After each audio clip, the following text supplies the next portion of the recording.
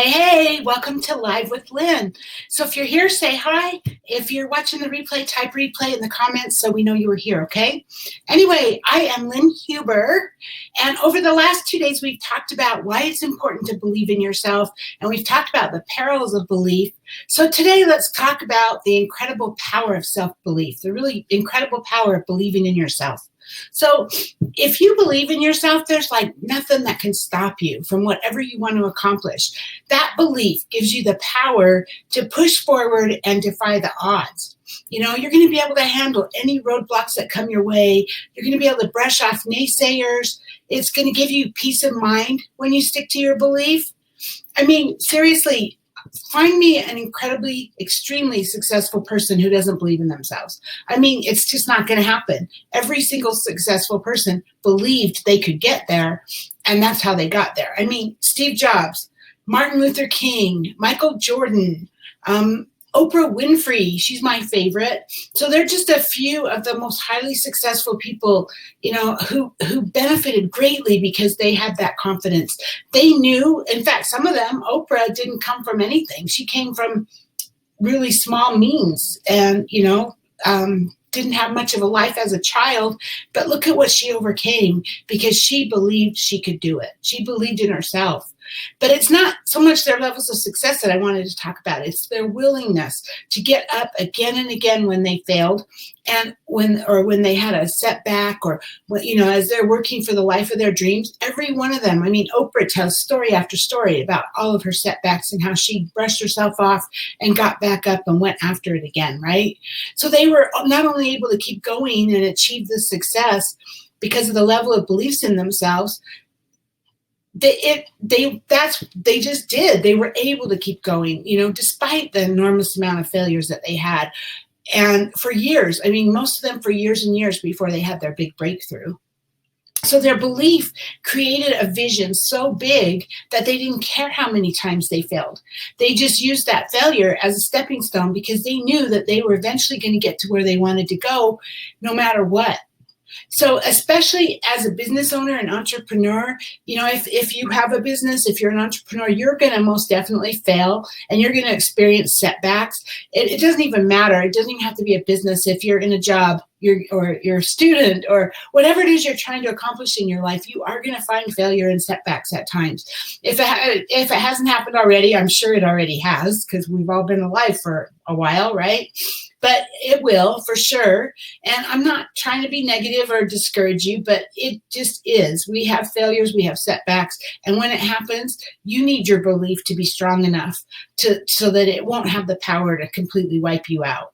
I just see people do that. I'm sorry. I see people today. I see people that I'm around during the day that they just don't have that belief. And so they don't even try. They're like, well, it doesn't matter. It doesn't work for me. And I'm like, are you kidding me? Are you kidding me? What are you going to just lay on the couch and eat bonbons and watch reruns? Because what kind of life is that, right? So one thing you need to do to help keep your belief strong is define goals. Goals are always helpful. I mean, you wouldn't expect a general to fight a war without a map, right? Or Richard and I love to cruise.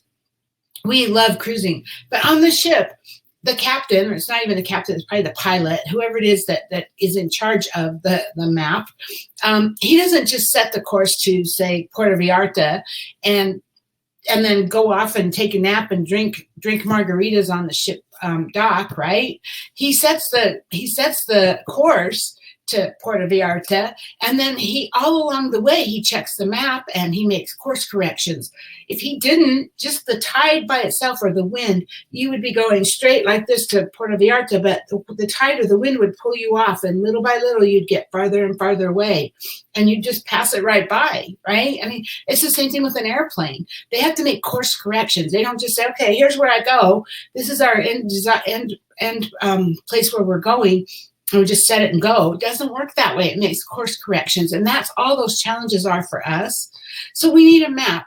We need a guide on how we need to move forward, right? And so too many people skip this. They wonder why they're not getting anywhere, but they don't have a firm goal in mind. They don't know where they're going, and they don't know the steps that they need to take to get there. That's huge. So goals are your guidance, but carrying through with them is only done when you believe that it's possible. So you can have the goal, you can have the steps, but if you don't believe you can do it, you won't. And that belief is the energy that you need to take action. It helps you focus on getting your tasks done.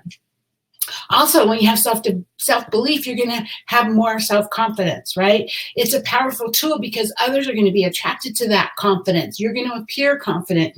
People are going to want to follow you. They want to follow your lead, and they'll help. And then you will be a guiding light for them, showing them what's possible. So that's pretty powerful, right? When you run into stumbling blocks, which you will probably every day, right? That confidence is going to help see you through. You know how to take alternative action. You'll know how to make those course corrections so you can get to where you're going. And, you're still going to run. I don't care how much you believe in yourself. I don't care how self-confident you are. You are still going to run into people that are going to try to beat you down, right? Or different things. And so work on affirmations, work on really eliminating the negative forces out of your mind, because some of them are going to come from family and friends, and they're going to see, they think they're helping you. I know they do it out of love. They think they're helping you avoid mistakes, but it's not helping you. And so, and a lot of times people will succumb to that pressure and they'll give up. So one way to prevent that is to you still love your family, you still love your friends that are negative, right? But don't spend more of your time around like-minded people. Spend more of your time around people who are working on their own self-confidence. And, there's different self-help groups. There's different, even, I don't know, if you go to a Tony Robbins seminar, you go to Jack Canfield's seminar, you're going to meet more people who are on the same wavelength as you, that are working towards the same kind of goals that you are. And that would make a lot more sense. Than going to, I don't know, a rock concert, right? Obviously, there's a time and a place for rock concerts. I'm not saying don't go there. but I'm just saying, if you want to be around more like-minded people, go to places where there are people that are working on themselves and bettering themselves. And sometimes even go into those types of places, or there might be groups. You can get on Meetup, and you can maybe find groups that are geared around that. And sometimes when you get yourself in situations like that, you'll make more friends that are along that have the same mindset as you do. And then you can encourage each other. And you maybe over time you can even form business partnerships with them and all that, right? So having that support is good. So if you get yourself in situations where you get more support, and when people around you understand where it is you're going, and they're not trying to tell you that it's not possible, your belief will strengthen and you'll become stronger. So I do have 2 daily habits I want to talk about that have helped me to consistently increase my belief. I'm not as consistent with them as I would like to be, but I try to be. First one is count your wins. So, we as humans, we tend to get stuck in our negatives, right? And we want to think about our losses for the day. So instead of counting our wins, instead, you should count your wins and think about all the good things that happen to you every day. And I actually am really good at doing this. I do this every single day. I use my journal and I capture all my wins at the end of the day. So I actually, in my journal, I put in there what I accomplished today and what my wins were, and anything that I want to remember from today, I put that in my journal. And I'm pretty anal about that. My journal, I do a really good job of keeping up on, and it's the last thing I do before I go to bed at night. So, the key is to get in the habit of capturing all your wins, because it makes you think about the good things and not the bad things. It makes you think about your wins, right? And that's going to help bring you more joy. It's going to let you know that you've done some incredible things in the past, and remind you, if you look back on it, you've done these things, so you can do more, right? And so that's a great thing. So whether big or small, it doesn't matter. Just put it down or count your wins, however you want to do that. The other one, talk to yourself like a champion. That one I'm still working on. I said I do it, but not as much as I should. So John Gordon, he's an author, and he says, talk to yourself more than you listen to yourself. So for just 1 week, try talking to yourself like a champion. instead of listening to yourself as a victim. I guarantee you're going to be blown away by the results. It might seem weird, I know, to talk to yourself, but just give it a try. I mean, nobody has to be around. You can do it when you're all alone, and just talk to yourself. Tell yourself, hey, you're hot. Hey, you are an amazing person. Oh, look at the way you handled that, man. You rocked it. That's how you want to talk to yourself, right? And if you do that, if you get in the habit of doing that constantly, your self-esteem is just going to go. It's going to help. It's going to make a big difference. So I'm running out of time here, but you know what? The world needs more people who believe in themselves and who are willing to stand up for good. So you're that person. We all are. Every one of us. Every single one of us has something to offer. Yes, you too. We all have something to offer. So get out there and be the example, right? More than ever right now, the world needs you to stand up and believe not only in yourself, but in something greater than yourself.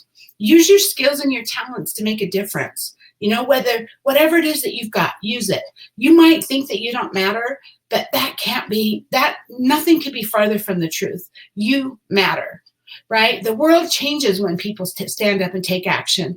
You have the ability to do as much as anybody else. So why not? Right? Because more than power, and more than luck, it's your belief. Your belief is what's going to make it happen. Your belief in yourself is to create positive change and belief in something greater, and that empowers you and connects you to the world around you. Your belief can make all the difference. Your belief can change the world, seriously, and it can change your life. So you've got to find a way to believe in yourself and have that self-belief and that self-confidence. So hey, I want to hear from you now. What are your thoughts about this? What do you do to keep your self-belief high? What have you found helpful? Share with us. Get below in the comments and share with us what helps you. And hey, Karen, hi, good to see you. Anyway, that's what I have for you today. Thanks for being here with me, and I'll see you tomorrow. Bye-bye.